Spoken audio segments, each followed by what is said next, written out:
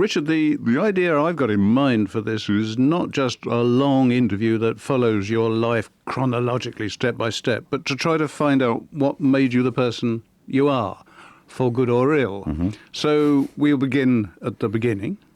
And the one thing I know you and I have in common is that we are war kids. Indeed. What year were you born in? 1939, June 1939. Well, you're just 2 years younger than me, but a lot of similar experience of wartime.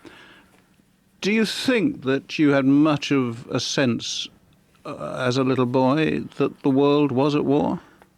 Only as it came from my parents, and certainly I don't remember any particular deprivations because of it, but certainly I was told of it and taught about it, and as best they could at that age. And of course, as I've said many times before, one of my earliest memories is of my dad lifting me up at the front door, and there was the red glaze over Nottingham as I can see it now. And all I remember him saying, I think he said something like, "Remember, the Germans are doing this to us." And so, and I never forgot that. Well, you did remember, I so remembered it probably was still, formative. A lot of people, in fact, far from suffering privation, and we were country kids, they actually lived off the fat of the land. I mean, we had pigs, and did you eat well during Yes, without any doubt at all. In fact, yes, pigs are a particular case in point, in that I always, from what I can remember, I always seem to remember that there always seemed to be plenty of pork about, and usually when there was plenty of pork about, there weren't very many pigs. And yet you weren't a rich family. I mean, no. Railway families were, they were comfortable, but they were not rich. And you were a son of a railway family, right? Yes, he was. My father was a goods porter on the London and North Eastern Railway at that time. But my grandparents on my mother's side were farming people. That is to say, farm workers. So on your mother's side, very settled. On your father's side, I mean, railway families tended to be gypsies, really, didn't they? They did, although my father was the first railway man, but that's not to say that his family weren't, in a way, in the nicest possible sense of the word, gypsified, because, I mean, I can take them back to the year of 1805, the first Richard Spenlow that I've traced, who was a painter. How many Richard Spenlows have there been? This is a dreadful thought. One I would have thought was enough. Three. I think there right, have been anyway, three sorry, of us. This one... No, the first one was a painter of Coalport china. Oh, really? And in fact, if you read Godden's book on Coalport porcelain, he is listed in there, and so is his wages, and his wife's, and his daughter's. And his wife was a gilder, he was a painter, and then when his son was born, he worked, I think, for a short time there, and then they came over to the Nottingham coalfields. My great-grandfather did, and when the Nottinghamshire coalfields opened, they lived in Yorkshire and Nottinghamshire. So that's why you were a Nottinghamshire boy? Yes. And you were brought up, I mean, I know you changed schools at a very early age. Were you still inside? Did you have to move far when you did that? No, but no, it was... I wondered if that was disruptive in any way, because kids do get terribly upset by change when they're young, don't they? It certainly didn't disrupt me. I don't think it disrupted me at that stage. I mean, I've got to say that I never did like school. I never, ever liked it. None of your schools? No.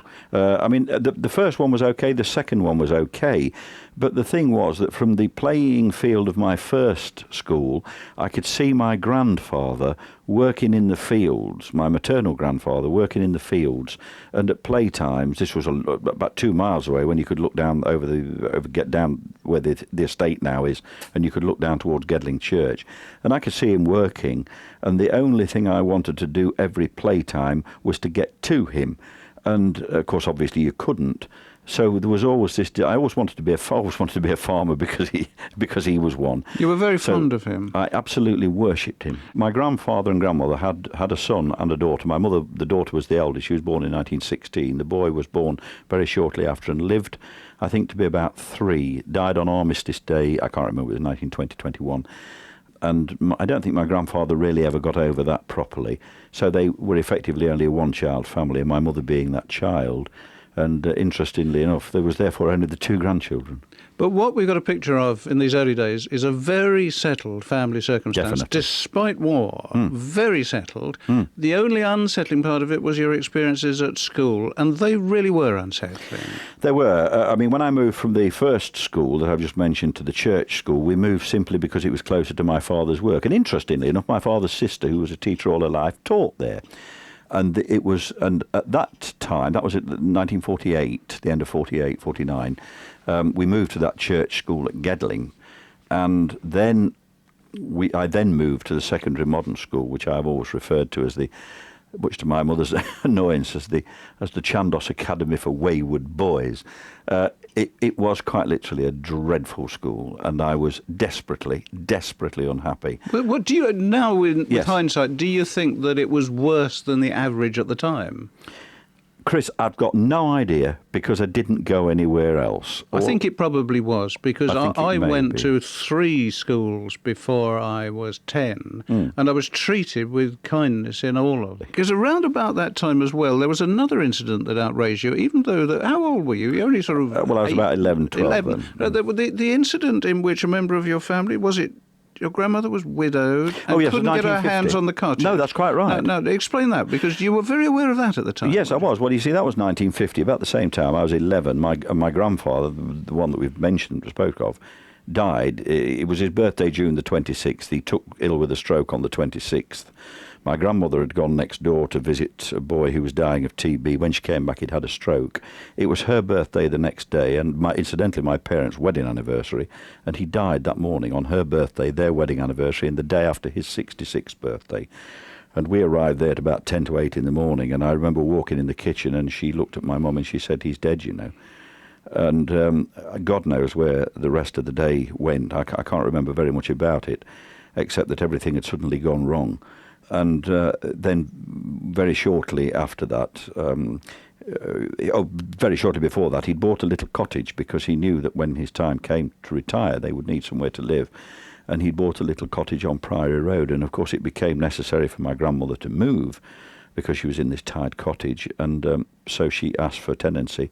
And in actual fact, it went to court. And I remember I went to court with them. Well, I don't know why I went, because I was very young, but I remember her coming out crying. Were you taken, or did you elect to go? I wanted to go, but I know she came out crying, and she said they won't let me have it. It's very interesting. I think that gives a clue to you that you are I think this is the first signs of the pugnacious side of Richard Spendlove. You haven't mentioned one thing about school that really did lead to a showdown. I think the fancy word for it is hydrophobia, not being bitten by a dog, but being afraid of water. It was absolutely terrible. Do you still suffer from fear of water? No, but I was 17 before I didn't. Well, tell the tale. Well, the tale is that when we went to this dreadful Chandos Street, in the first year, you were condemned to swimming lessons.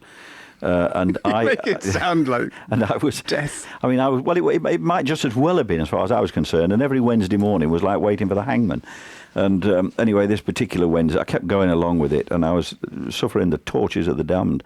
And this particular Wednesday morning, I thought, no, Richard, you can't do this anymore. You are doing yourself a danger. So I decided that I wasn't going to school anymore. And I took my dinner money and I went into Nottingham, and I caught the number 11 bus to Stathen, and I asked for a ticket to Langer Lane End in Colston Bassett, to where I've been running away ever since. Whenever I need to be away, it's Colston Bassett. And I just went and I sat all day by my granddad's grave. And the weather was beautiful, and I was with him, and nothing else in the world mattered. And it never, ever occurred to me that I would ever get discovered. And I went the next day, which was the Thursday, and I went on the Friday. The Saturday and Sunday, obviously, I didn't. On the Monday, I went again, and on the Tuesday, I went again. And when I got home on the Tuesday night, the damn school board man had been and ruined everything, and there was all hell broke loose. But it was it was a wonderful, wonderful week, and whatever had have happened afterwards would not have mattered. I'd rather suspect you learned more about life sitting on your grandfather's grave than you ever would have done. But anyway, let's not draw conclusions. The time came when you had to leave school. You had to look for some work. There was a prospect of getting an apprenticeship with some sort of electrical That's right, company. G.H. Taylor, You yes. seemed to have gone down rather well with that, didn't you? I wanted to be an electrician. I don't know why, but I wanted to be an Richard, electrician. you are the most incompetent mechanical person I know. in my life. I know. You can't do nothing. sharpen a pencil. I can't do anything. But I thought Can't make electricity scissors might be all work. right. You No, think wheelbarrows are complicated. And they you are wanted a bit. complicated. Why on earth? I don't know, but I just like the idea of electricity. The world was preserved from Well, our it was, Thank yes. But it was 30 shillings the wage was as apprentice, and of course when I got home, my dad said, "Have you got a job?" And I said yes, and he said, "Well, how much does it pay?" And I said 30 shillings, and he said, "Well, I've got you one that's 42 and 9p." So I said, "Well, I love that one." And that job was? That was a signal box boy at Colwick North. What did you do? Make the tea, oil the levers? I cleaned the levers, I cleaned the windows, I registered all the trains as they passed in the train register book. Official train spotter? I answered all the... Yes, a proper paid train spotter. Answered all the telephones, worked all the Morse machines, sent the Morse messages, which I can still do. And I spent 5 years there growing from a boy, I think, to a man in some of the finest company that I've ever relished. Wonderful people, fantastic. Your people. stories are always speckled or illuminated with memories of individuals. Oh, I mean the signalman there. When I went up the box, I can remember my father saying to my mother, "Grace, I hope to God he's not on with so and so," and. She said, "Why?" And he said, "Nobody gets on with him at all. He's impossible to get on with, and the most dreadful temper." Well, anyway, when I got up there, sure enough, this was the one I was going to be on with and spend the next 5 years with. And for about the first 2 months, it was awful. It was absolute sheer misery. He made my life a misery. Because boys couldn't really be lippy in those days. Oh, Lord, no. And certainly not to this man. He had an eloquence, he had a temper the like of which I have never seen on anybody. I never, ever saw him back down to anybody of any rank or grade, and I have never known anybody so eloquent in the art of obscenities. It was a privilege to listen to that man, and indeed I learned a lot from him. Sadly, since I left the railway, I've not been able to make quite so much use. Certainly not on the BBC, although sometimes when the microphone's yeah, off. But still, we won't pursue that one. So you were beginning in what was becoming a family tradition, the railways. Yes.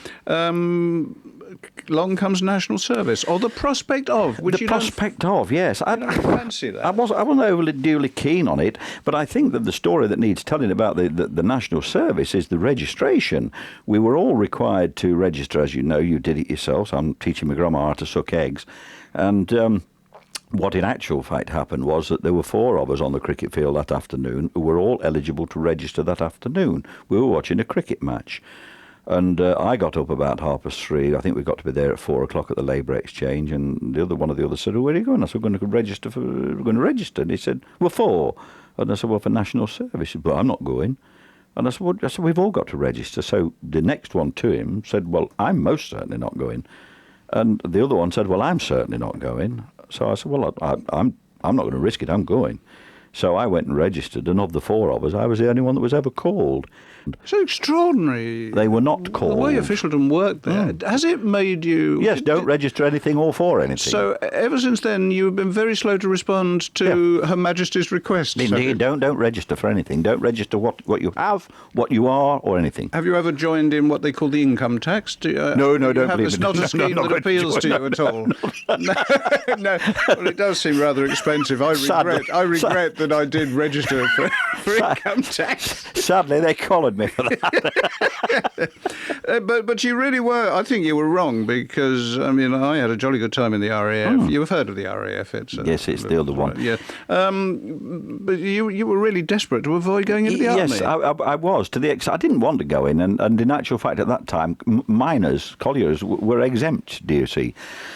So at the beginning, the beginning of 19... but they were only exempt on the condition that you stayed down the mines for a blinking long time. Until you were 26. Well, when you were 20... How many years was that? 6 years. 6 years? I was, yeah. Only 2 years national service at that time. Yes, but don't forget that... 4 years down the mine just to avoid 2 years in the army. You were mad. 24 shillings a week paid in the army, £8 a week at the pit at that time.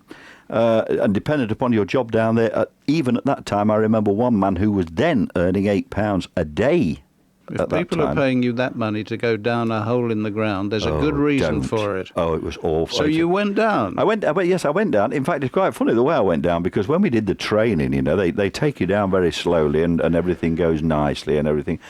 And on the first day that I sort of passed out as a proper miner, and I went down Gedlinshire, got in the cage in the normal fashion, and then I was quite taken with the idea that the bottom had fell out of it, because the next thing I know, we were hurtling floorwards. Just free fall? Just free fall.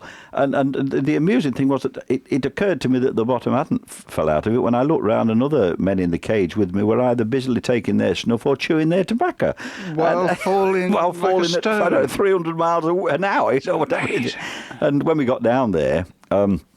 I was taken to see the governor, and he said, it's quite funny because he said, well, where have you worked before? And I said, I've worked on the railway. And he said, well, what do you do? What did you do? And I said, I worked in the signal box. So he said, oh, well, you better be an engine driver then.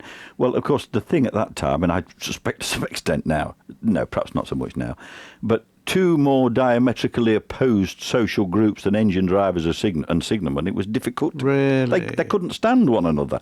And so the result of this was that I could never see the point to this at all. But I was an engine driver down there for a short while. It's interesting, just to backtrack a second, the men going down in the cage, you described them as taking snuff or chewing tobacco. Oh, yeah. And I thought, well, but of course, they can't smoke. No. Most definitely blow not. everybody up. So they Absolutely. chew tobacco. Did you take to chewing? I only chewed it once. It is the most disgusting habit and the most disgusting taste. It's the spitting. It's awful. I did take snuff because I was a smoker at that time, and so I did take snuff. And in fact, I occasionally used to take a pinch of snuff even after we came to live in Cambridge. Before we get to the reason why you didn't really stay down the mines, can I just ask you a more long-term question? Yeah. You've always been remarkably adept at drawing stories out of everyday life, your everyday life. Yeah. You always remember the people involved, what they said, and I know you're not fibbing because I've heard you tell tales that I know what really happened. Yeah. Did you already, in your experience as a miner, start in your head to compose your experiences in the form of a narrative so that if ever you had to tell other people, it would come out? Did you, I'm not saying rehearse, but did you begin to prepare yourself for being a storyteller? I don't know. If I'm ever so honest, I don't know. I don't know whether it was that or whether it was just a question of having quite a good memory. So I can't really answer that. I'm not sure. You didn't consciously retain incidents? Only those that mattered, like the train crash. Well, let's get to the train crash then. Well, I'm surprised you're laughing because, quite frankly, you were lucky not to have died. Yes, well, I was. It was. Then where would we all have been? Well, you'd all have been without me, and that would have Yes. been. Where would British broadcasting be? 1,000 years ahead. Yeah, they Anyway, would carry on. indeed. Yeah. No, the thing was that I went down. My mandate was to take empty coal wagons to the coal face, pick up full ones, and bring them back to the bottom of the shaft. You see, and then they went up. And you were supposed to take 30 wagons at a time on these little diesel engines. So anyway, I backed on this particular day to these wagons, and the shunter gave me a green light. So off I trotted about 20 miles an hour or whatever it is. And every now and again down a pit, every so many, I don't know, a mile, 2 miles or whatever it is. Depends how big the pit is, I suppose. They got huge air doors, which are about 4 or 5 inch thick oak, and they are double. They're one behind the other. And as you go to them, you press a lever at the side, which is air controlled, and these things open. You go through. When you've gone through, you go to the next set, press the button on that. It closes the ones behind you, you see, and so you go along. Well, anyway, this particular day, what you should do... This is to stop an explosion spreading? Yes, I suppose. And also to regulate the air down there, you see. Right, that's more important. Anyway, on this particular day, you see, what you're supposed to do is to bring the train to a stand and then press the flap. Well, of course, nobody ever acknowledges it, obeys these rules altogether. So you bring the train very slowly, almost to a stand, lean out, press the flap, and by the time you get there, the doors are open. So I applied the brakes on this thing, and got ready to lean out to press the flap, and realised that the train was not going to stop at all. The wheels had picked up, and we were just continuing to go at the same speed. So I threw myself down in the front of the reinforced steel of the thing, and we went through both sets of these oak doors, took the lot with us, or I did, and all hell broke loose, and there was crashing and screeching. The noise was unimaginable. And then I remember laying there and thinking and watching as wagons which had been on my train with the impetus were squeezing their way by the train, between the train and the wall of the thing, because of the impetus. And they were actually overtaking my train. So this was crumpled metal flying past. Yes, it was going by it. And I thought, well, I'm going to die. And I didn't. And eventually they dug me out. I remember thinking, and when it had all happened, it then became silent. And you could almost like the silence of the grave. And then I heard men coming, and I remember hearing this mumble, dead, dead. And I kept hearing this word dead, and I thought, no, I'm not dead. And anyway, eventually they got to me and got me out. And I thought, no, I've had enough of this. I think I'd rather go in there. So to cut this bit of the story, sort of to do a fast forward, you thought, blow this for a game of soldiers. I'd rather have a game of soldiers. I did indeed. Well, you didn't actually. That's No. not quite true. You thought you could get back to the railways and Her Majesty wouldn't notice. Well, I did. Yeah, I slipped back into the railways at Lincoln St Mark's as a trainee signalman, and I was there for about 2 months, I think, something like that. And then a buff envelope yes, arrived. a buff envelope arrived, inviting me. The word inviting me, hoping you'd be happy with the regiment. Be happy with the Northamptonshire regiment. So, on Well, July, were you happy? I've got to say of national service 2 things. It neither ever did me any good nor any harm, save that I met my wife because of it. But I mean, in terms of military service, it's, particularly. I'm surprised that you say that it didn't do any good, because, No. you see, I think it, just from my selfish point of view, it did me an enormous amount of good. I met people. Oh, although Lord, I'd been yes. a reporter, I had a surprisingly closed experience of life.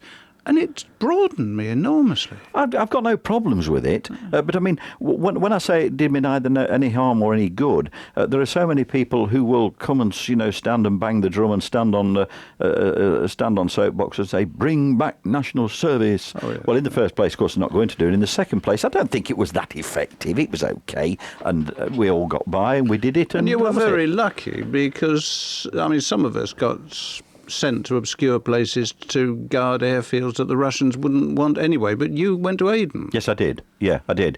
There's not much to say about Aden, really. I quite enjoyed it. The weather was nice, and when I say nice, it's a different kind of heat to the one that we now experience here. It's a more pleasant heat. I don't care what anybody says. Now, we've started work early in the morning, which, as you know, is anathema to me, normally. Well, on the whole, work is. Well, that's true. The time of day is immaterial. But that's true as well. But we'd finished by, I don't know, noon. So the afternoons we were free, and we used to go down to the Lido at Steamer Point and have chip rolls, and I don't know why people don't make chip rolls. It's a delightful meal, and there must be a market. Well, they used to make them at the Bird in Hand public house in Newmarket Road. Did they? What chip rolls did they? In fact, they took the cuisine a step further than that, and you could get curried chip rolls. Oh, well, we've done known that. Which, a touch of the Orient. But anyway, to press on. Okay, happy enough time in Aden. Yes. Back to, with the army still, back to, where's it buried? Where did you come back to? We came back on the Dilwara, which of course had been sunk twice already. Have got back up, and we were the first people, I think, to travel on that didn't sleep in hammocks. That was the first trip of that boat where we didn't. And on the way back, 2 of us volunteered for jobs as teaching jobs, would you believe? And so we're excused all duties all the way back. And I got back to Southampton on. What did you teach? I taught English and history. And the other fella taught geography and maths. I can't do either. But no. you'd had a vestigial education. No, How did you get away with that? Well, because nobody else volunteered. And when we went... But, where did they find students who were more ignorant than you? Because it was all the children on the boat. Oh, I see. From all the officers and everybody's children. Right. You see, I suppose that before we got to Cyprus, where we dropped the first ones off to take their O-levels, and God help them... so there may be officers' children all over the world now who failed speak O-level. English your way. Yeah, that's right. And believe and failed their O-levels. Insist that it's right. Probably, Anyway, yeah. press on. We got back to Southampton on the 14th of February, Valentine's Day. A month's leave, and then off to a camp called Watch It, not too far from Minehead in Somerset. where you bought a motor car. Well, I bought the motor car in Nottingham just before we went because I needed something to get about and down there, and I'd hired a Ford Prefect for the first week of my leave, realised I couldn't afford to carry on doing that. So I went to Lee Car Sales, and there was this thing stuck in the corner. You couldn't see it for snow. And it was an old Rover 10, and the fella said, I said, is it working? And he said, oh, yes. He said, I think there's a bit of tax on it. So anyway, I made him start it up, which he did. And he wanted £5 for it. There was no way I was going to give him £5. So we settled for 25 shillings provided that he agreed to put a gallon of petrol in it, which he did. And I did over 3,000 miles. It's amazing, isn't it? 25 shillings. And so I drove down there with 3 other soldiers and their 2 kit bags each, and my 2 kit bags and me, it took us about 14 hours. I remember on the way down we shot a big end. And interestingly enough, we were going through Oxfordshire at the time. It was the middle of the night, and we badly needed oil. And we passed a garage which was closed, but fortunately the oil department wasn't. So, so we got to Minehead. In those days, I was paying for that oil cars were always going wrong all the time. All the time, yes. Anyway, this was 1931 anyway. What I'm trying to manoeuvre you towards is what we could describe as the most important event in your life. Without a doubt. Because that car... meant that you had the freedom to go out with the lads occasionally. It was the first night we got there. I know what you mean. The first night we arrived there, I mean, I'd gone to bed because I was so tired and driven this thing all this way. And a mate of mine came in and said, look, he said, there's a place near here called Minehead. He said, are we going to have a pint? And I said, I'm doing no more driving tonight. Well, at that time, there were only about 3 or 4 of us who had motor cars, you see. So anyway, they prevailed upon me to go down, and so we went down and we had a jar or 2 at the Plume of Feathers. And then, I don't know, I said, well, shall we have find a cafe and get some cup of coffee? And they said, yes. So we drove round, and we drove up into Bampton Street, and there was a cafe there on the left called Lorry's, which is still there, actually. And sitting in the window seat, the window table, were 3 girls, 3 16-year-old girls. There was one facing outwards and 2 facing one another. And this is absolutely true, and I mean, my best man will tell you, and you've met my best man, and who was with me, and I said to him, do you want a job? And he said, what sort of job? And I said, best man. And he said, why? I said, because I'm going to marry that bird in the middle. And he said, but you don't know her. You'd never spoken to her? No, I'd never. You'd heard her speak across the room? No. She was. I was still in the car. We were still in the car. I just looked through the cafe window. And he said, we don't know her. And I said, well, you just wait. I said, and you just watch. And anyway, to cut ever such a long story short, I mean, we don't want to go too far down the paths of eulogy, but I had decided there and then that I was going to spend the rest of my life. Do you know what he did? I mean, do you know what it was? No, except that she was just the most beautiful thing I'd ever seen. And I knew that I loved her then. And you really fell in love at first sight through a steamy cafe window? No question. There is no question about it. There was never, ever going to be anybody else. What did you say to her first? If I'm ever so honest, I can't remember. I went in. Does she remember? No, she doesn't. In fact, we've often talked about this. Memory can be very kind. It can, yes. But she, I persuaded her. I remember one of the very early things that was said was we talked, and she came out, and I said, well, is there anywhere where we can go where we can perhaps have a drink? And she said that there was a place called the Butcher's Arms at Carhampton, which we've been back to many times. And anyway, so we took her. She was only 16, you see. How old were you at this time? I was 20 then. And when we went in, we sat down, and I said to her, because she'd got this beautiful, glorious Somerset accent, which I could barely hear, barely understand. And she also stammered very badly then. Anyway, I said, well, what would you like to drink? And she said, I think I'd like an orange juice, please. So I said, okay. And I thought, I can live with that. So I got up and walked towards the bar. And as I got there, beautiful and cheap too. Just as I got to this bar, this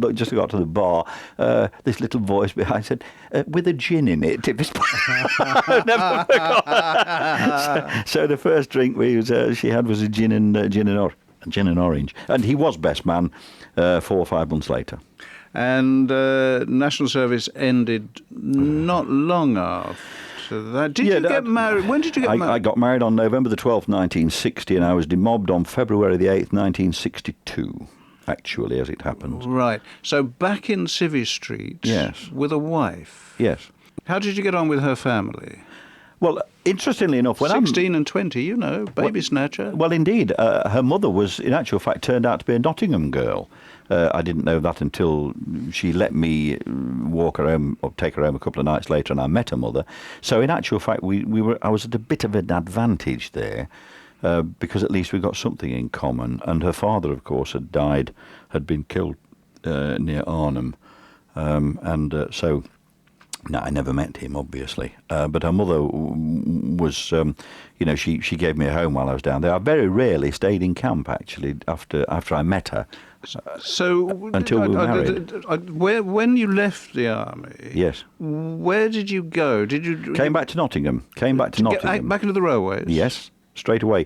Well, I left the army on the February the 8th, and on February the 12th, I was back at the training school at Lincoln St Mark's. What about a place to live with your very young wife? We lived for about a fortnight with my mother and father, which, for all sorts of reasons, is never a good idea. And I don't mean that to be in any way nasty to them. They made us perfectly welcome, but it's not the ideal situation. But you had no money. I had no money at all. I came out of church with 37 shillings when I got married.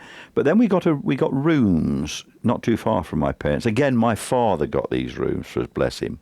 And that was when my daughter was born.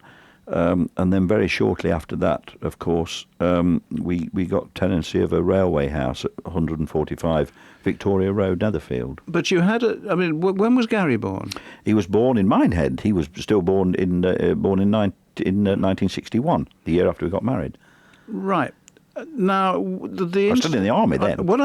Exactly. So when you came out of the army, you had a wife and a baby. And a boy, yes. No money. No. And initially nowhere to live. No. The story which you told me once, which changed my view of Betty utterly. I'd thought Betty was a charming person and a great housewife and good company, but I hadn't realised how much grit that girl had until you told me about the journey she made with the baby. Yeah. When she was 17. Yeah. Tell me that story, because anybody who's met Betty would find it hard to believe that a soft lady like that managed it. She was then 17, and I had managed it. By then I'd been posted to Bury St Edmunds, and I wanted her to be nearer to me. And she was still living with her mother, and I wanted her to come up to be close to me. And my best man said, "Well, if you can get her up here, you can stay with my wife and I for a few days till you get yourself a flat or something." And so I wrote her a letter and gave I wrote the instructions one after the other for her so that she knew what she was doing. We did get free rail travel still because I got it from the railway. So what she actually did, bless her, was to take everything we had, that is to say the boy, everything we owned, the pram, the cot and everything. All your clothes except the clothes you were wearing. Everything we owned, and she got them onto a train at Minehead. She got them off that train at Taunton. She got them onto a train from Taunton to Paddington. She got them off the train at Paddington. She got the lot across to Liverpool Street. She got them onto a train at Liverpool Street, and she got that train from Liverpool Street to Chelmsford, where we were able to meet her. I think that's.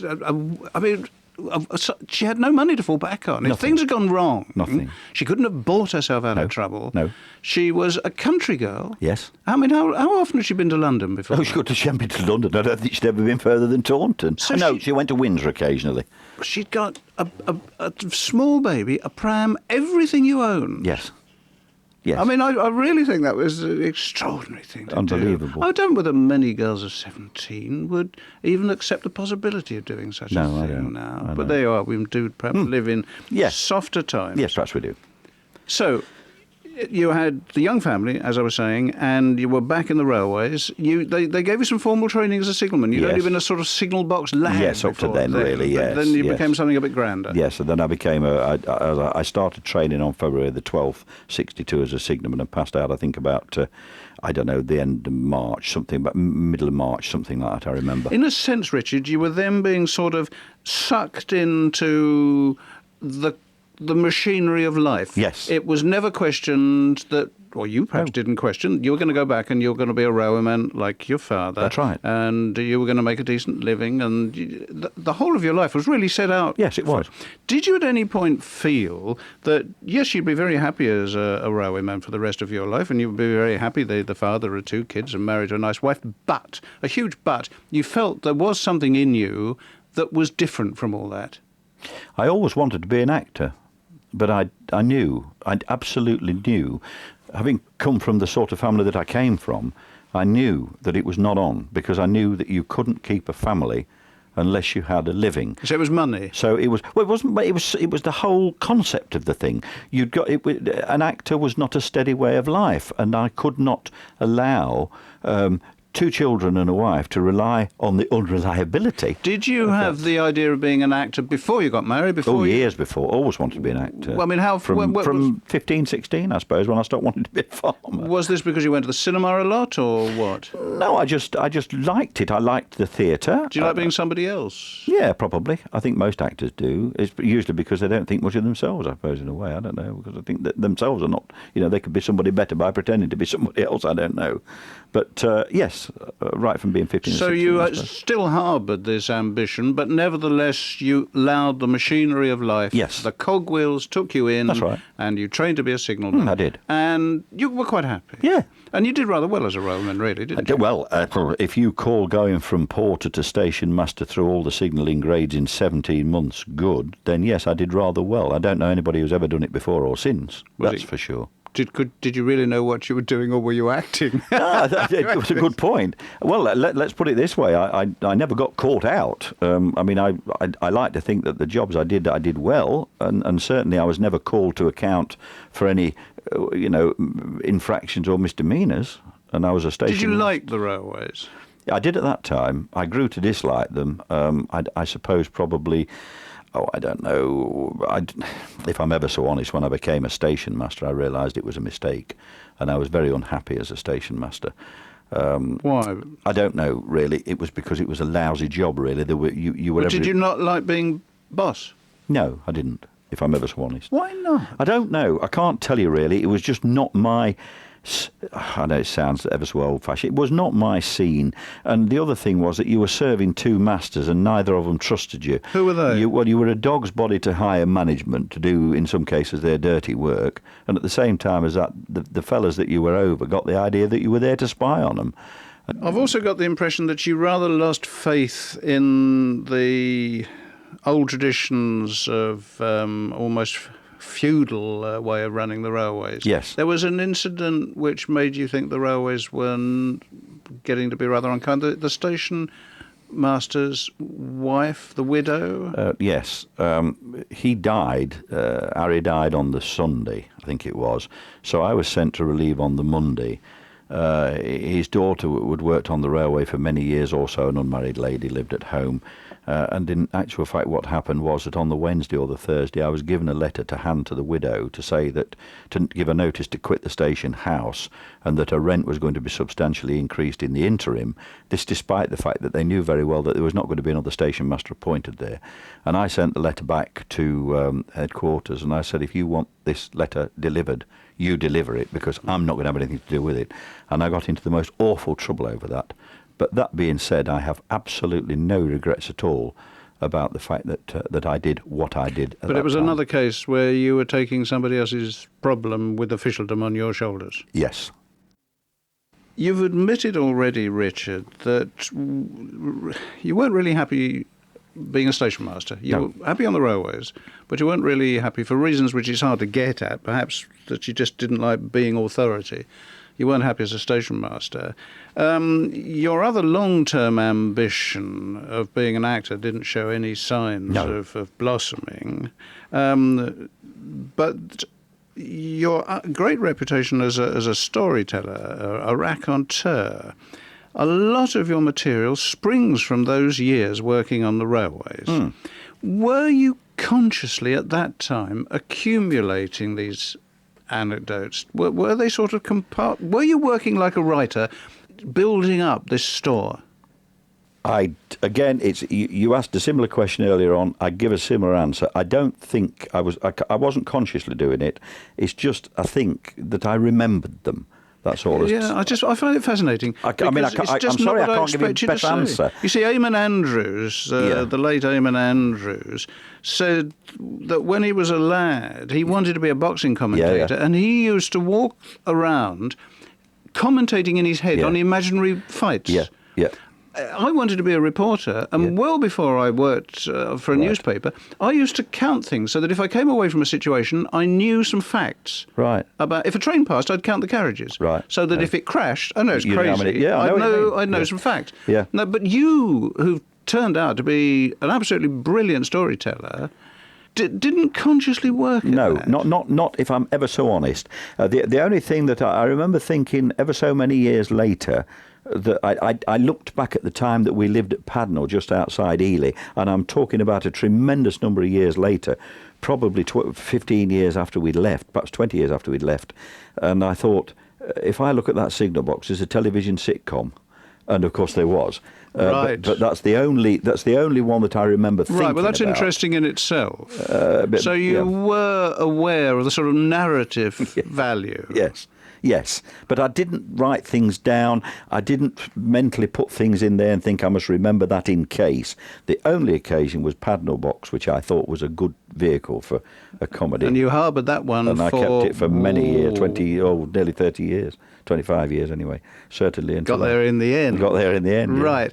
So we're approaching a time when the railways start getting lopped in all directions. Lovely little branch lines are dying. Saffron Wall and Branch Line, which you and I could shed tears over. So the could Saffron I. Wall. You travelled on the last train? Yes, on the last day, yeah. That was a disgrace. Of course it was. Well, not only a disgrace, but absolutely unnecessary. I mean, I saw the figures. Being the station master there that week, I actually totted up the figures. I know what the station made that week. And there was no justification to close Saffron Wall, and there never was, there never would have been. Some bureaucrat somewhere decided. And they actually shut it so quickly that some of the rolling stock was stranded. They left a coach in the platform with no railways to get it off. Anyway, the Dr. Beeching's axe was going chop, chop, chop and getting closer and closer to everybody. They were lopping off station masters and assistant station masters in the Cambridge area. Oh, yeah, 28 in one day, in my case. I was one of 28 that went in one day at Cambridge, or relief from there. A very worrying time for you. Well, yes, it was, because, I mean, the redundancy money was nothing at that time. In fact, the redundancy money I think I was offered was £385 down, and I think it was something like £1.15 a week for 2 years. We've got to 1966. About 66, that was, yeah. Yeah, that was even, by those days, that was There was no money. No money at all. And you've got 2 children. Yeah. And was Betty working? Oh, no. What? It was a silly question. She's running a house, which is work. But yes, anyway, but I mean, it wasn't so what? You actually were made redundant. Yes, and I then I worked in the telegraph office at Cambridge, which was a singularly unhappy experience because mostly that was because, you see, and it was one of the anomalies of the thing. I actually found myself working under somebody who had previously been my junior clerk. And this sort of thing is just not tolerable. You can't do it. It was not fair to him. It was not fair to me. And it never did work. I mean, there was a conflict that went on. Huge loss of face on your part as well. Yes, of course. I mean, I got the money. I mean, I was the highest paid bloke in the office because I retained my rate of pay. I was one of the highest paid switchboard operators on British Rail as a matter of interest. But it doesn't alter the fact that, it's not right. Were you grumpy at the time? Yeah, I suppose I was in a way. What did it do to Betty? No, I don't think. I think Betty just went along with it. She always sort of took the view, and I know it sounds terribly chauvinistic now, and I don't really care whether it does or not, but she took the view that, her job was to look after the house, my job was to bring the money in, and that's what we did. And it worked that way, so I didn't interfere with her. But you did manage to elbow your way out of the switchboard, didn't you? I did in the end, because we had a station master who came from Ely by the name of Hobson, who I had worked as an assistant to, during the closing time as a station master.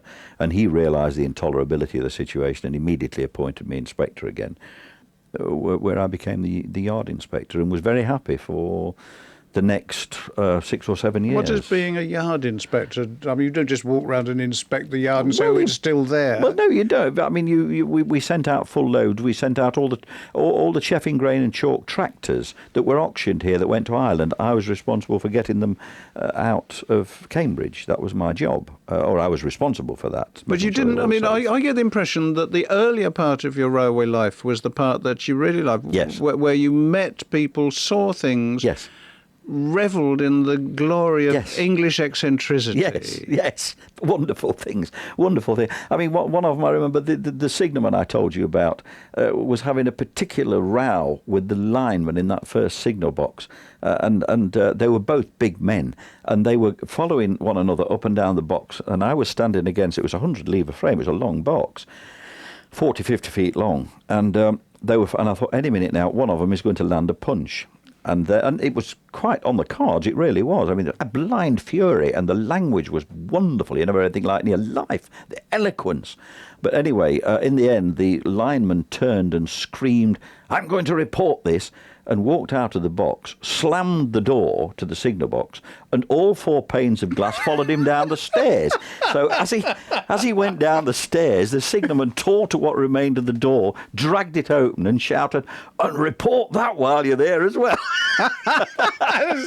Wonderful stories, things like that. So, yes, I mean... And, of course, occasionally railways made mistakes with passengers' possessions, which one or two goods that went astray. Oh, from time to well, time. the beautiful story, of course, of a fella who I had extreme pleasure of working with by the name of Albert Banks, the late Albert Banks. And he worked on Cambridge Station, and he was an ordinary platform man and a lovely fellow to work with in every regard. And he was never going to have a day of great glory, as most of us didn't. And then one day, a basket of pigeons arrived. Now, Albert's hobby was pigeons. Nobody knew more about pigeons than Albert. Well, one of our other duties as railwaymen sometimes were to release homing pigeons to go back. They would bring them to a station. Our job would be to release them, and off they would go. So, of course, some bright spark in the parcels office, this basket of pigeons arrived, and some bright spark thought, "Oh, right, homing pigeons." So undid the basket, and off they all went, do you see? Before it was discovered that they were all prize birds, you see, worth no end of money. And they were all up there, you see, and all hell broke loose again. Because where was it intended that they should go? Well, I can't remember. I mean, they were consigned to a customer who was going to pick them up. Right. And of course, when he got here, they were all on the station roof. Or there. And anyway, this went on, and then all of a sudden, in the middle of the afternoon, somebody had the bright idea. Albert Banks. And Albert had not his moment of glory, but probably his week of glory, because he was taken off all his other duties and seconded to re-secure these pigeons. And I think I'm right in saying that he got them all, and if he didn't get them all, he got them all but one. Talked them down? He talked them down, and I can see him now on the platform day after day, and very slowly getting these things back, and he got them. I think he got them all back. Well done, Albert Banks. Absolutely. But you grew to have a huge respect for the humour and way of life of ordinary people, the sort of people whose annals aren't told in big books of history very often. Of course so. I mean, another one. My second in command in the coalfields over here was a fellow called Percy Moore, who came from Oakington. If truth be told, he was Oakington. He was my second in command. We lived together, therefore, sort of at work, in a hut, 10 foot by 12 foot for 5 years. I think it's true to say we never had a cross word. I would have trusted him with my life, and certainly often trusted him with my job. I remember he did an awful lot of work for the parish of Oakington. In fact, he was Oakington, really. And he got the biggest hands you've ever seen on a man. And when they redid the church, did all the work on the church, restored the church, he painted all the delicate, beautiful ceiling, the golds and the crimsons in the ceiling, which if you've not been, you should go to Oakington and look at. With these great big hands. With these great big hands, did all this beautiful work. And I remember he succumbed some years after he retired. I went to see him, and his wife, we went to see him, and he called me into the front room and he said, I'm in a mess. And I said, what's the matter? And he says, I don't know. He said, there's something wrong with me. Well, anyway, it turned out to be motor neuron disease. And he succumbed to this. And when he died, I rang James Alexander, the priest there, and said, what time the funeral and all the rest of it. And he said, well, the funeral is at 2:00, but he said, I suspect that if you're not in the church by 1, you won't get through the door. Well, we were there before 1. We queued to get in. And certainly the church, you couldn't get anybody else in. You could barely get anybody in the churchyard. It was absolutely, I've never seen. And the night before he died, he was laid in state in the church. And I thought that was entirely appropriate. Very nice indeed. And the sort of people who don't get a great deal of fuss made about them during their lives. He did actually get the funeral's Maundy. a bit late, isn't it? He did actually get the Maundy. Oh, did he? When the Queen came to Yes, Ely? he did. I've just remembered. He got the Maundy, and he was thrilled to bits because we had to go and have a look at this little... I reported that for the BBC. Bunny got that, yeah. Yeah, well, that's rather nice. I mean, I've always been a village person, and it's wonderful the way strange behaviour can be tolerated in small communities in a way that really wouldn't be elsewhere. You get the English eccentric flourishing in small communities. I mean, this is true. Most railway people work in small communities. Oh, yes. Eccentric. There was a station master not a million miles from here who was... He was inclined in a way to bend the truth a little bit, I suspect. And everybody on the station knew this. And I remember on one occasion he came to me and he said... I know you have an interest in guns. And I said, well, yes, I did. As you know, I had a collection. And he said, do you do a bit of shooting? And I said, well, I've done a bit. Yes, he said, I do a bit of shooting. He said, I'll show you my gun. Well, anyway, he showed me an old Belgian shotgun that had certainly not been fit to fire since the Boer War. When you shook it, it rattled. And I've never been inclined to shoot shotguns that rattle when you shake them. And he'd also got this old dog, which... He'd also got this old dog, which he used to have to lift up in order to get it to move. It was probably older than him. Anyway, one day he came in and he said, do you know, he said, I'm going to tell you something. He said that you wouldn't hardly believe. So I said, oh, what's that? He's so like Arthur Lowe, it wasn't true, and Captain Manring. I said, what's that? Well, he said, I thought last night, he said, I sat in the chair and I thought to myself, I think I'll have a pheasant. So he said, I got the old dog, he said, and I got the old gun, he said, and we went to walk across the fens. So he said, I'd been out about half an hour, and he said, this pheasant came over. And he said, I lifted the old gun up, he said, and I fired. He said, and the feathers flew, and he said, that bird kept going. So he said, I fired the other barrel, he said, and feathers flew again, he said, and do you know, he said, that bird still kept flying. But he said, do you know, he said, what you wouldn't believe if I told you, he said, but he said, I'm telling you the truth. He said, when I got home, he said, that bird lay dead on my doorstep. That's wonderful. The other one, he said that during the war, despite the fact that all his career had been in Norfolk, he said that during the war he had been on fire watching duties or something in London, or ARP duties in London, and he said this particular night he was going along this street, and he said, I was going by Oswald Mosley's flat, and he said, I looked up, he said, and there was a chink in the curtains. He said, you see the light? And he said, I shouted, Mosley, put that light out. So he said, and I waited there a minute, and he said, I thought, I'm not going to tell him again. So he said, Mosley, I've told you once, put that light out. And he said, I waited a moment, he said, and he didn't put it out. So he said, I drew my revolver, he said, and I shot the bulb out. I mean, please. It doesn't matter if it's true. It's a good tale. It's a good tale. I Most certainly. I insist on believing it. You mentioned guns for a moment there. Yeah. You see, looked at it from one way, your life in long patches was really quite dull. Yeah. You weren't making much money. No. You were working in a job which you tolerated but didn't really like. You had the responsibilities of a young family, no prospect of it ever changing. No. And yet this man with no money has got what I would conceive to be a rich man's hobby of collecting antique guns. Yeah. And has a vast knowledge of guns. Now, there's another question I want to ask in a moment. Can we just solve this one first? Why guns, and how did you manage it? Well, why guns? Because in 1952, I went to the Regal Cinema. There was a film called Colt 45s on. There was my father said he would go with me. When we got there, the man said, there's only one seat. So my dad said, you go in. Randolph Scott came onto the screen, and he opened a case in which were a pair of Colt Dragoons. And I sat there and I thought, Spenlove, one day you are going to own a pair of those. Well, in actual fact, it took me 43 years, and then they weren't Dragoons, they were ordinary Navy Colts. But I thought they were such beautiful precision instruments, precision. Isn't it wonderful, a chap with no mechanical ability, but you do admire beautifully made things? Yes, I do. And so that started it. And then I bought one, this was before I left school, and I bought the first one from a boy at school for 12 milk tops, which turned out to be a Smith & Wesson 38 that his dad had brought back from the war.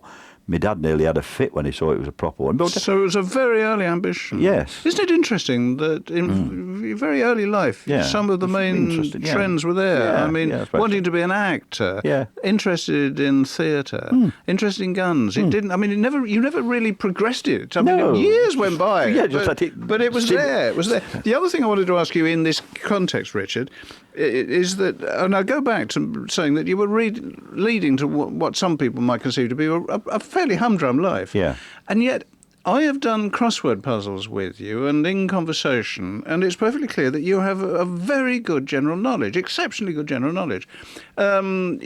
Your education, formal education, is risible.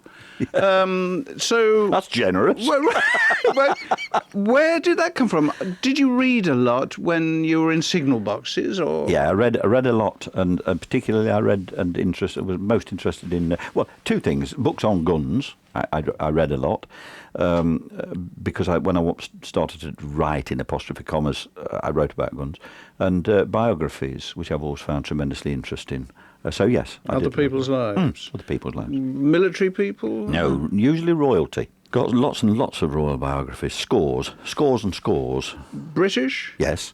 And of course some American books, and I amassed also an incredible collection of books on the American West. And in fact, did a lot of work. I did about 5 years research on the life of Jesse James. I claim to know Jesse James slightly better than his missus did, and all this was going on. You see, it underlines the old lesson which I try to teach myself, that you should never judge anybody by appearances, because if I was introduced to the yard inspector at Cambridge Station, I would have said, oh dear, this is going to be boring. And here we've got a man who knows a great deal about the world of firearms and knows an enormous about the American West. We're coming to the bit in your life where things did start to take off, because in the end you did leave the railway. Yeah, all these strands started to come together. I suppose they did really. What happened was that I was... we had a programme organiser at Radio Cambridgeshire at that time by the name of Mike Robinson, and he had got to know that I knew something about medals and weapons and that kind of thing. And in 1983, I think it was, I got a phone call at work to say that a Victoria Cross, which had belonged to Bill Speakman, who previously lived at Houghton near St Ives, was being sold at Sotheby's, and would I go and cover the sale for them, for the BBC here, for BBC local radio in Cambridge. And I said, well, I suppose so. But what do you want? And he said, well, take a tape recorder, which I didn't know how to use, record the sale, interview the auctioneer, bring it back, and we'll put it on the news. So I bought this mess. But actually, it was one day that the trains had got, the railway had called a train strike. So we actually motored down to Epping, found a tube train, and went in and did the job.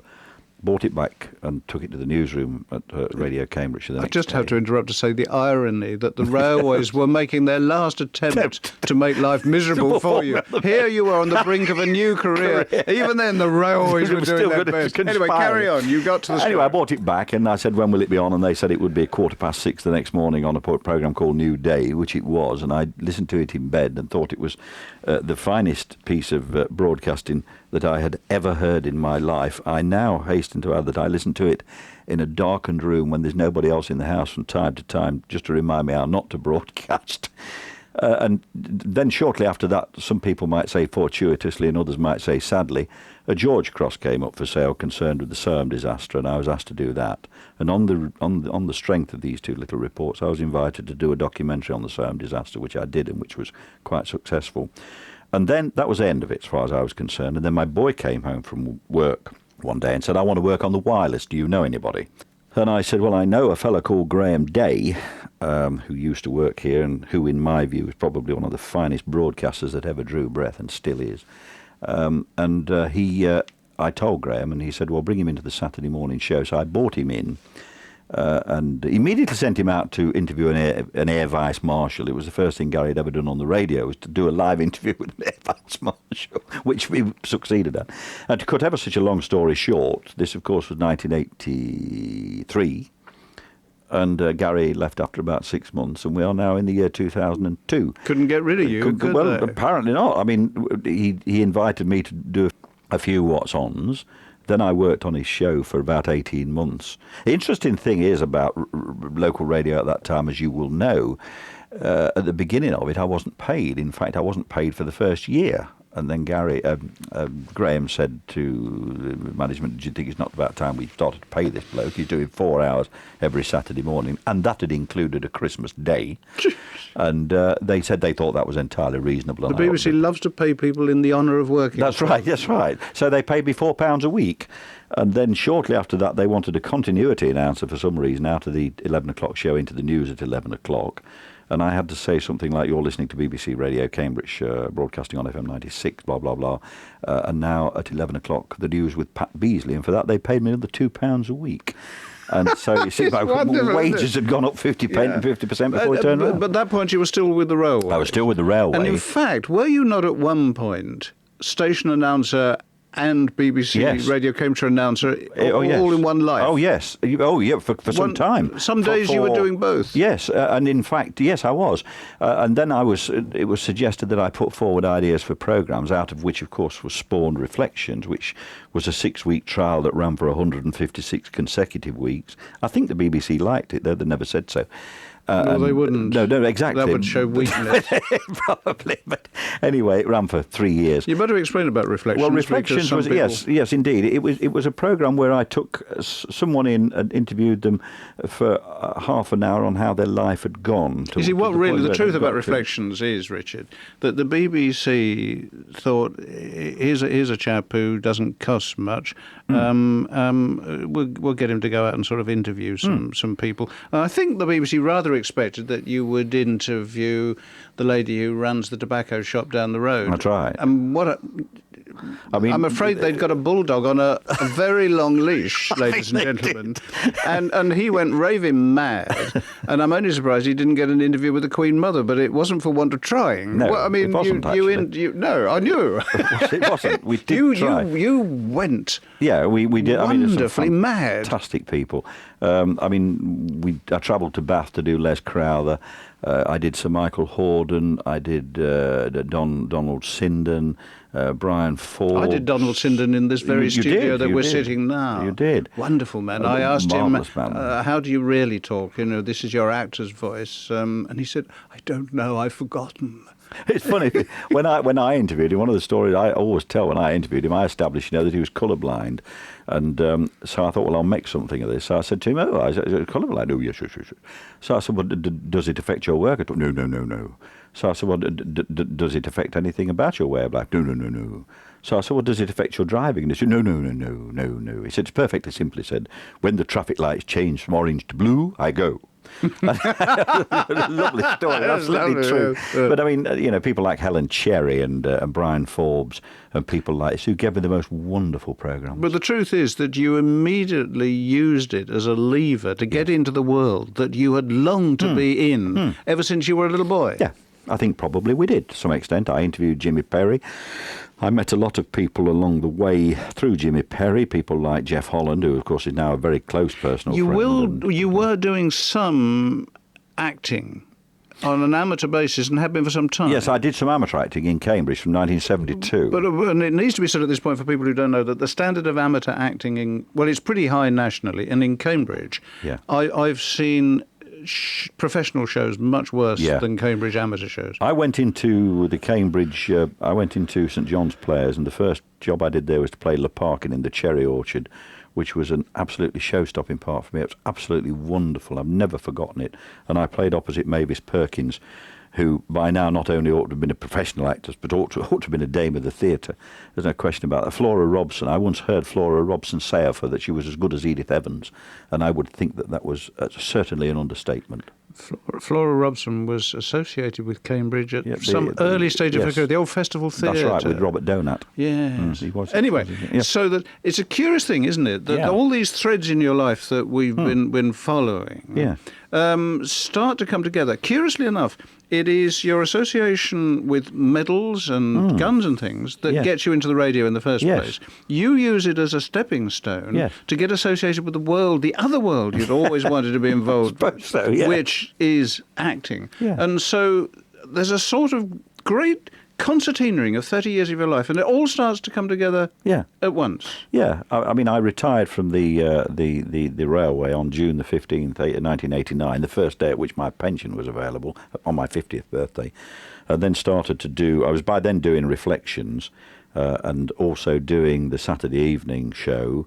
Now, when did that go regional? The regional show, well, it started it started in March of '89 as BBC Radio Cambridgeshire 10 to midnight, and by the next year, Essex had already taken it, Norfolk had taken it, and within another 12 months, we'd got the lot, including 3 counties which we no longer broadcast to, but we'd also got Kent, which we shouldn't have had in the first place, and they're still with us 12, 13 years on. And they shouldn't have been taking the show in the first place, a different region. But bless them, but they took it, and it became very successful. It was a quite extraordinary thing to happen. What age were you when you walked up Station Road from one station to another? You walked from the railway station to the BBC radio station. I mean, I'm putting it in rather bald terms, but that's what happened. 50 years old. So it's 50 years it took you to have liftoff in your career. Yes. Do you regard the first 30 years, let's say, of your life as being a bit of a waste? No, I don't think so, because it sort of has fitted with the rest, or else I couldn't be telling these stories. So you had to live through that sort of life in order to get... Yes, I think so. To give you the old-fashioned word, but to give you the bottom, to speak with authority. Yeah. So that when you talk on the radio, you know what sort of lives people have led when you're broadcasting to them. You must do. But a lot of people don't, you see. A lot of people don't, Richard. Well, they really don't. You must. I mean, they come straight out of university and they start telling people how to lead their lives. Which is wrong and ridiculous. I remember one of the early letters I got from the regional show. I'm not going to say any names because it's quite close. It's not far from here. I received a letter from someone who was dying of cancer, and they asked me if I would make sure immediately after they had passed away that I spent a little bit of time making sure that their spouse was safe and that things were going well for them. And this I did because I thought it went with the territory. But I could only do that because I'd been... If I'd have just come out through the university doors, I couldn't have done that. I couldn't have done that funeral. I have never met any broadcaster who is so punctilious in following up correspondence and stray contacts from listeners. I mean, you must have made your life a burden to yourself. Well, it's busy. It's certainly not 9 till 1 on a Saturday night. Let's put it that way. And of course, your memory has been a tremendous service to you there, because you see connections and you remember things. I mean, quite often in our business, you might meet several thousand people in a year. Yeah. Their meeting with you stands out in their memory. Yes. But it may not in yours. But you do remember, don't you? Well, I'm fortunate to have a good memory, I suppose. I'd put it that way, and it's been very useful to me. There's no question about that at all. Anyway, let's press on with this narrative because the pattern is very interesting, very unusual. This sudden blossoming of everything that had been more or less dormant for years. But so you've got the regional programme, a vast success, incredible figures. Yeah. One of the most successful broadcasters in the country. You had been very successful in a number of fields, but you made contact with the world of the theatre through Reflections that you'd wanted to do. But then come the big change where you become a creative person, and that idea you had in Padney's Signal Box becomes, Oh, Dr. Beeching, 30 years later. Yeah. How did you do that? It was ever so simple. When I did Reflections, I did Jimmy Perry. I did not do David Croft, but saw him from across a room. Asked Jeff Holland if he would give me his telephone number. Put it in my back pocket and forgot all about it for about 7 years. And then in 1993 or 1992 or something, I said... I rang him at home one Saturday morning and said, "You don't know me. There's no reason why you should. I've got an idea for a sitcom. I'd like to talk to you about it sometime." And he said, "Talk." So I spoke to him. This was on the Saturday morning. Don't forget, this is the legendary David Croft. And he said, "Can you come and see me on Monday?" I would have walked on broken glass to see him on the Monday morning. So I went over and we talked all day. And then he said to me that night, "Right, go home now, write me a 28-minute script and post it to me." I think he was testing me. So I came home. I got in at 10 minutes to 6. At 20 past 7, I'd done a 28-minute script, which I posted in Cambridge. The phone rang at 10 minutes to 9. The next morning, would you believe, despite what they say about the post office, and he was on the other end of the phone laughing, and he said, "Well, you can certainly write North Country dialogue." He said, "When can you come and see me again? Can you come today?" And I said, "Yes." So I went back, and by Friday, the pilot had been commissioned. And when it went out, I have to say that it was acknowledged by the BBC as the highest-rated comedy pilot of the decade. We had 11.75 million viewers, which was incredible. And it was just about a little country station. The interesting thing was that the Saturday night after the first one went out, I had a telephone call from somebody who had worked in the next signal box to Padnell. And this fella came on and he said, "Is that you?" And I said, "Yes, it is." And he said, "Ah." He said, "I just wanted to tell you," he said, "I know what signal box that is," he said, "and I know who the blokes are as well." And he did, of course. But it was also kindly done. Well, yes. But it wasn't really. No, it didn't hurt anybody, and God bless them. And it was a gentle series. So you still have the regional programme. You've achieved national recognition in the honours list. Yeah. You are still writing scripts. You are still broadcasting. What next? It's difficult to say. I would like to think that for the time being the Saturday night programme would go on, because I think there's room for it, if you know what I mean. I mean, it's a programme where after 13 years, every 6 weeks, I can still call for a complete night of first-time callers from people who have never called before and put 60 people on air every 6 weeks who have never called me before. So on that basis, I think it's justifiable to say that the thing is still reasonably popular. And I would like to think that would go on for the time being. Other than that, I don't know. I would like to write another sitcom.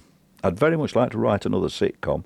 I've got 2 ideas, but it's a question of the fact that I've got to be ever so truthful about this. I'm not ever so good at working on my own in that regard. And I think that what I'm trying to say, in a way, is that I like the idea of working with somebody. Well, many of the best comedy scripts in recent history have been written by teams of 2, haven't they? Yeah, and I think I'd like to do that. Other than that, I don't really know. I mean, you know... Well, if we don't keep you busy, you will drive us mad, because I've known a man who's you don't like your own company very much. You're not very good at being on your own. I know you claim you used to read in the signal boxes, Richard, but you really do fret if you don't have somebody to talk to. I like to have a natter, yeah. Yeah, you say that again. Natter, yeah, and you rather like nattering to a few tens of thousands of people. Well, yeah, and then, well, I mean, you know, the point is that, I mean, we've got to say, and I'm quite sure a lot of people have said this many times before, but that, and let's hark back to the Saturday show, because that has been, as it were, my rock, if you like. It doesn't matter what anybody says. It is, without any doubt at all, in my view, the audience that have made it what it is, because they have supported me so incredibly in all manner of ways. I mean, the charity flings, we've done, I don't know, something like 25,000 quid. They'll come. I've got one in coming up in July, where they're coming from all the counties, the bottom of Kent, south of Kent, all over the place. They're coming for the night just to be with us, and that level of devotion and dedication. You know, very few presenters are fortunate to have it. I've got to go back and ask, as my last question, Richard, a question I've already asked you, but I'm not certain that I got the absolute truth out of you. The shape of your career is most unusual. This sort of late blossoming, hello blossom. But you know what I mean. We call the engine blossom on Old Dr. With your late blossoming, lovey. I mean, it is most unusual to get to the age of 50, leading a life of obscurity, and then suddenly all hell is let loose, and you are fully armed for a public life. Don't you sometimes wish to God that you had triggered it 10, 20 years earlier? You'd be richer, you'd be possibly happier, I don't know. Yeah. You're pretty happy the way you are. But don't you sometimes think, I wish to God I'd had the gumption or the luck or something had happened to make all this happen 20 years before? Because you had the capacity to do it 20 years before while you were shunting. Yeah. I think the answer to that is yes, obviously I do, and I'd be a fool to say anything other than that. But I hark back to what I said last time. I came of ordinary stock where a man left school, got a job, provided for his wife. I know it's a terribly old-fashioned. I don't care whether it is or whether it isn't. Provided for his family. His missus generally didn't go out to work. It was his job it was her job to look after the home and the children. It was his job to bring the money in. I could not have guaranteed to do that for my wife and my children if I'd have said when I was 25, right, I'm going to go and be an actor. So it was just, or indeed I'm going to be a broadcaster. It was just not an option. It was put it out of your mind. It's not going to happen because the circumstances are not right. If I'd have been in a position in when I was about 25 or 30, where somebody had very generously left me 30 or 40,000 quid or whatever, and there would have been a buffer, then I could have said yes, I'm definitely going to go for it. But there was no buffer, and those children needed feeding, they needed shoes. My wife needed housekeeping. She needed it every week. The rent had got to be paid, and that was my job. And of course your other point is very compelling, that when you are talking to somebody in a phone-in on the radio and they talk about the problems of running a household on a slim budget, and you say, I know, love, you do know. Yes, we do. You really do know. I think probably maybe a final anecdote that perhaps illustrates it better than ever is when we lived in that little house, in that little flat in Ipswich, that first home of ours, and that afternoon we used to buy a £28 bag of coal, which I think was 5 and 6pence. We allowed ourselves a fire on Saturday and Sunday. The rest of the time we stayed in the kitchen where it was relatively warm. And one afternoon I wanted this fire to last, so I went out into the yard and with a serrated edged carving knife cut down a small willow tree, and then sat all afternoon cutting it into pieces that would fit into the grate, and after a fashion it burnt. And just to look back to how times have changed, wasn't that the flat when you wanted the deposit urgently to secure it, and you hadn't got the money? No. And you went to the police station? I went to a police house and said to him, I need to borrow £5. And he said to me, why? And I told him, and he said, wait a minute. And this was your only way to find a home for your young family? Yes, that's right, yeah. And he said, wait a minute. And he came out with these £5 notes, and he said, here you are, take it. And he said, I want this back as soon as I can have it. I'd never seen him before or, at all. I knew nothing about him, and he never even asked my name. And £5 was a lot of money. Yes, it was. And we must ask ourselves, would you go to a police house now? Or would anybody now? And would the policeman give it? I think probably it would depend. But isn't it interesting? Because it's such a test of time and change. It is indeed. Richard, thank you.